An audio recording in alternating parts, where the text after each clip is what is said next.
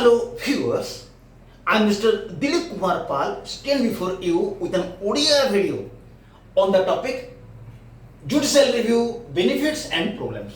It is found in +3 second semester core paper number 4 which is comparative government.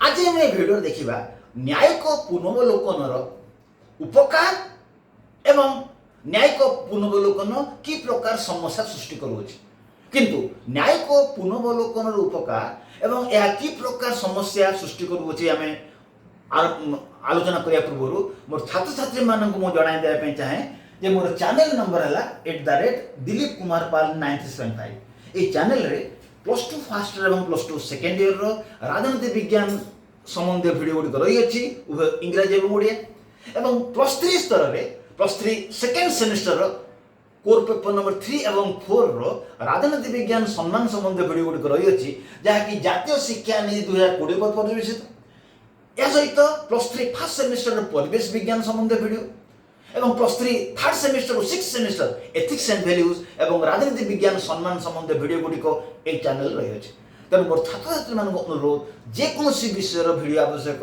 मोर नाम दिलीप कुमार पाल विषय नाम Google किंबा YouTube रे उल्लेख कले उभय इंग्रजी एवं ओडिया वीडियो गुडी को उपलब्ध हो जदि चैनल रही था तो बर्तमान हम आरंभ करबा न्यायिक पुनर्वलोकनर कि प्रकार उपकार. Judicial review is a vital principle of Indian democracy. It has following benefits and problems. न्यायिक पुनर्वलोकन भारतीय गणतंत्र एक गुरुत्वपूर्ण विषय अटे एवं न्यायिक पुनर्वलोकनर अनेक उपकार रही अछि. Benefits of judicial review the न्यायिक पुनर्वलोकनर कि प्रकार उपकार गुडी रही अछि. Number 1 affords the constitutional supremacy. न्यायिक पुनर्वलोकनर प्रथम उपकार है यह संविधानर आधिपत्य को बजाय रखी था. किपरि a vital benefit of judicial review is that it affords constitutional supremacy. It protects the constitution from laws of legislature and actions of executive because constitution is the supreme law of the land. न्यायिक पुनर्वलोकनर प्रथम उपकार है यह संविधानर आधिपत्य को बजाय रखी था. अर्थात संविधान है देशर प्रमुख आईन. तेणु जेहेतु संविधान है देशर प्रमुख आईन व्यवस्थापिकार आईन कार्यपालिकार कार्यकलाप द्वारा अनेक समय संविधानर आधिपत्य प्रभावित होता है. तेणु न्यायपालिका न्यायिक पुनर्वलोकन क्षमतार व्यवहार करी संविधान को सुरक्षा देता है. तेणु न्यायपालिका न्यायिक पुनर्वलोकनर तेणु न्यायपालिका न्यायिक पुनर्वलोकन क्षमतार व्यवहार करी संविधान को व्यवस्थापिकार आईन कार्यपालिकार कार्यानुष्ठान रु सुरक्षा करिता है. तेणु न्यायपालिका न्यायिक पुनर्वलोकन क्षमतार व्यवहार करी संविधान को व्यवस्थापिकार आईन कार्यपालिकार कार्यकलाप रक्षा करिता है.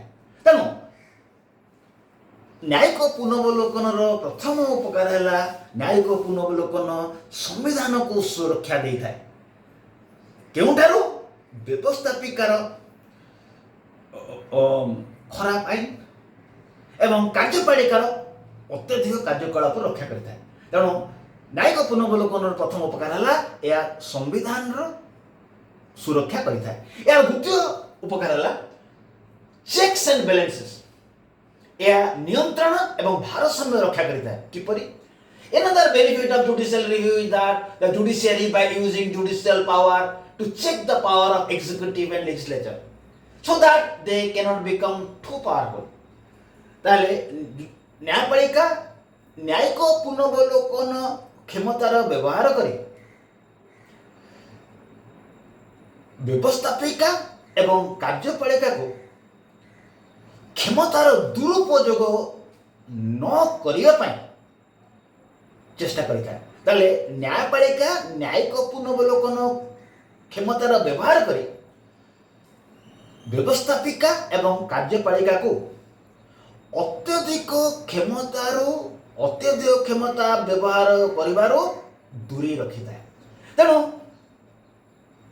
न्यायपालिका न्यायिक पुनर्वलोकन क्षमतार व्यवहार करी व्यवस्थापिका एवं कार्यपालिका को नियंत्रित करि थाए। यह है नियंत्रण क्षमता बैलेंस भारसाम्य कार्य किपरि करे। Again, by checking the power of legislature and executive, judiciary brings a balance among organs of government. एवं न्यायपालिका न्यायिक पुनर्वलोकन क्षमतार व्यवहार करी एक पक्षरे व्यवस्थापिका को नियंत्रण करिଥାଏ एवं कार्यपालिका को मध्य नियंत्रण करिଥାଏ। या द्वारा सरकारଙ୍କର विभिन्न अंग व्यवस्थापिका कार्यपालिका न्यायपालिका मध्य यह भारसाम्य रक्षा करिଥାଏ। सरकारଙ୍କର कौनसी अंग को क्षमतार दुरुपयोग करे देई न थाए। ताले न्यायिक पुनर्वलोकन तृतीय उपकार है चेक्स मिसयूज ऑफ पावर।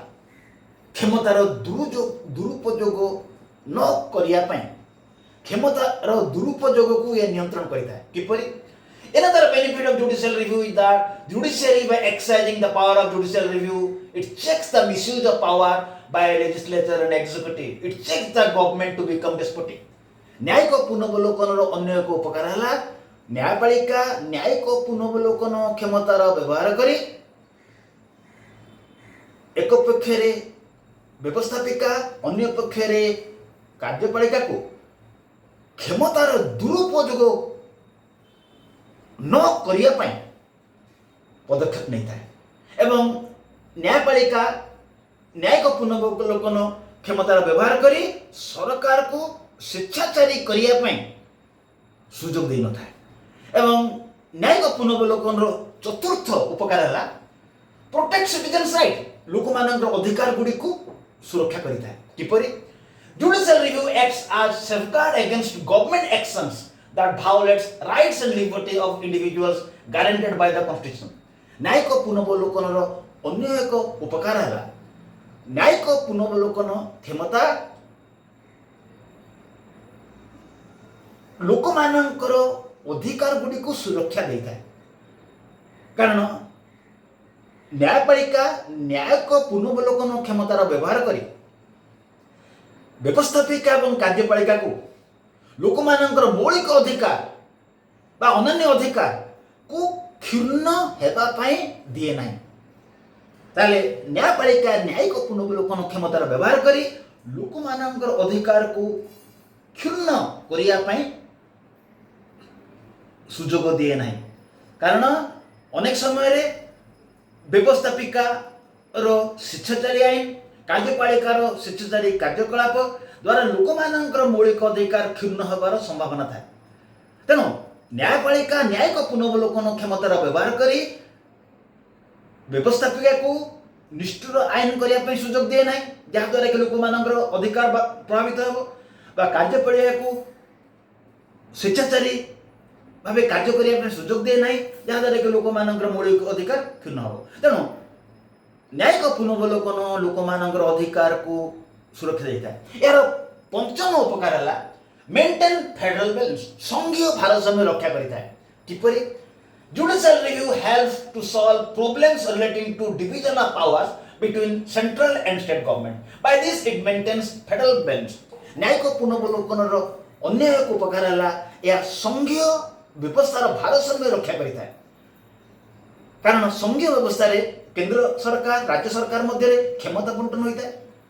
तेणु केंद्र सरकार किपरि राज्य सरकार क्षमता व्यवहार करेंगे ना राज्य सरकार किपरि केंद्र सरकार व्यवस्था केंद्र सरकार क्षमता व्यवहार करेंगे ना न्यायपालिका न्यायिक पुनर्वलोकन क्षमता द्वारा यह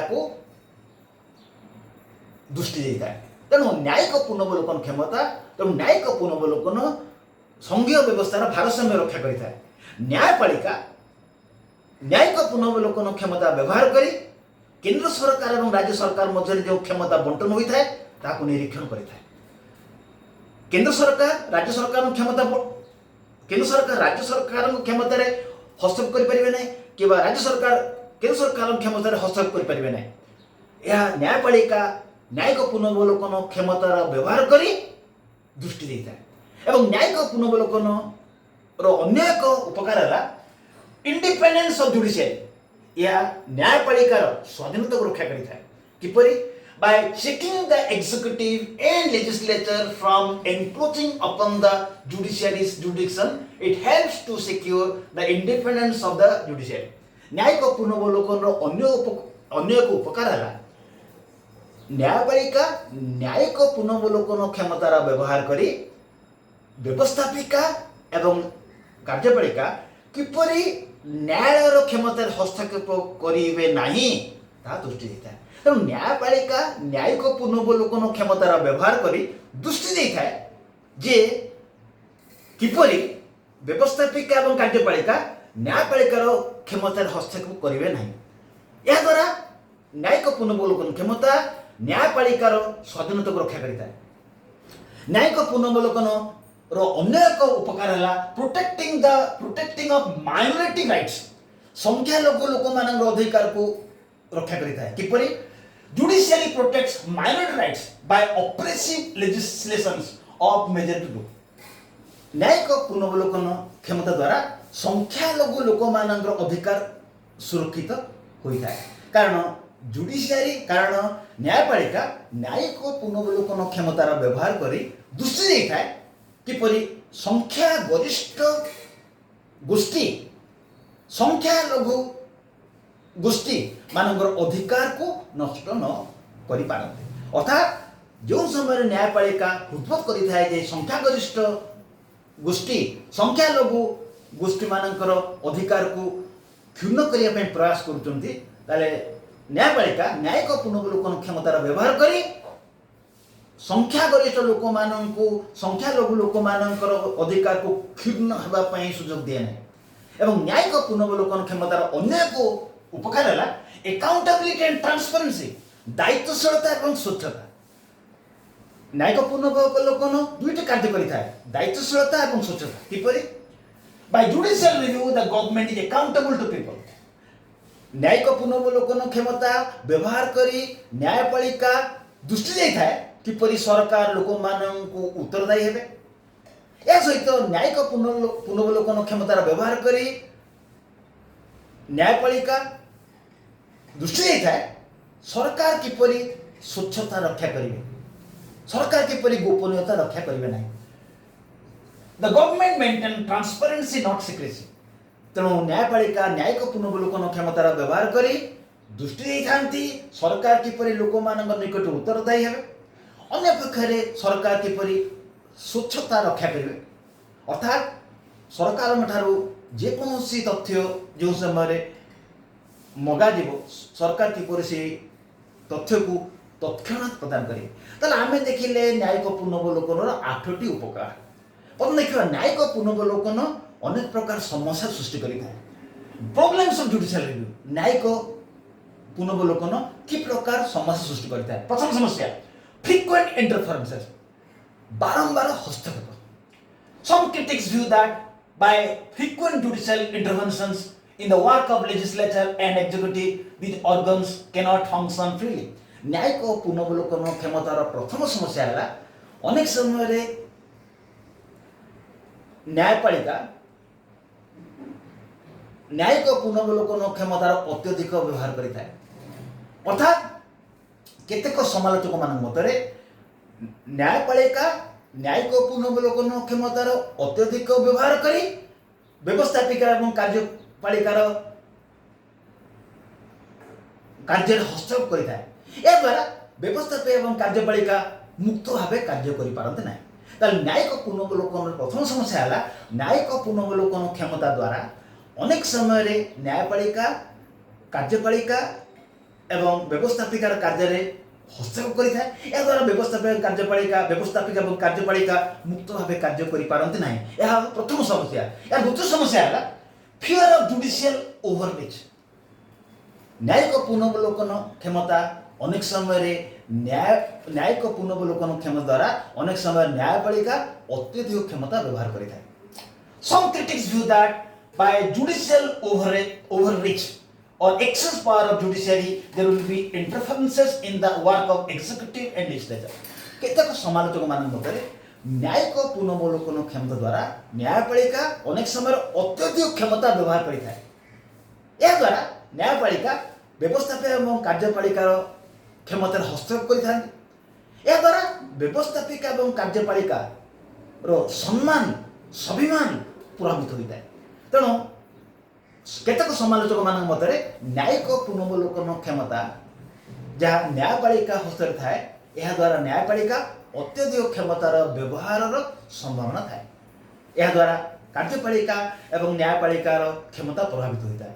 एवं न्यायिक पुनर्वलोकन तृतीय समस्या है डिलेस एंड बैकलॉग्स, अर्थात मकदमा गुड़िकर समाधान रे विलंब। किपरि some critics view that by too much use of judicial review power by judiciary will give less attention to legal disputes, so there will be more backlogs of legal cases। केतक समालोचक मान मतरे न्यायपालिका न्यायिक पुनर्वलोकन क्षमता सब समय रे व्यवहार करुथबार बा अनेक समय रे व्यवहार करुथबार न्यायपालिकार जो मुख्य कार्य मकदमा गुड़िकर समाधान ताहा शीघ्र हो पार ना। तेणु अनेक मकदमा गुड़िक समाधान हो पार न था। तेणु केतक समालोचक मान मतरे न्यायपालिका न्यायिक पुनर्वलोकन क्षमता अनेक समय व्यवहार करुथबार न्यायपालिकार जो मुख्य कार्य मकदमा गुड़िकर समाधान ताहा कार्यकारी करिबारे न्यायपालिका विलंब करिଥାଏ। तेणु अनेक न्यायिक समस्या समाधान हो पार न था। तेणु न्यायिक समस्या गुड़िकर संख्या क्रमानुक्रमिक वृद्धि पाई था। एवं न्यायिक पुनर्वलोकन क्षमतार अनेक समस्या है अंडरमाइनिंग डेमोक्रेसी, या गणतांत्रिक मूल्यबोध को नष्ट करिଥାଏ। किपरि some critics view that unelected judges will invalidate laws made by elected representative, this goes against basic principle of democracy। केतक समालोचक मान मतरे न्यायिक पुनर्वलोकन क्षमता व्यवहार करिथांती न्यायाधीश माने जो माने निर्वाचित होई न थांती। तेणु न्यायाधीश जो माने के निर्वाचित नुहंती से माने व्यवस्थापिकार आईन को अग्राह्य करंती जहाँ कि निर्वाचित प्रतिनिधि माने करिथांती। तेणु केतक समालोचक मान मतरे न्यायपालिकार न्यायाधीश जो माने निर्वाचित नुहंती से माने व्यवस्थापिकार निर्वाचित सदस्य मानकर आईन को अग्राह्य करंती। तेणु एठारे निर्वाचित प्रतिनिधि मानकर सम्मान प्रभावित होता है। तेणु यह गणतंत्र मूल्यबोध को नष्ट करिଥାଏ। तेणु आम भिडियो देखिले न्यायिक पुनर्वलोकन उपकार एवं यह सृष्टि करता समस्या। तेणु मोर छात्र छात्री मान अनुरोध चैनल को सब्सक्राइब करेंगे एवं निजर साथी +2 +3 से चैनल संपर्क में परिचित कराइबे, जहाँद्वारा अनेक छात्र छात्री उपकृत। अन्यर उपकार एक मानवीय धर्म, भूलिबे नहीं। Thank you, have a good day.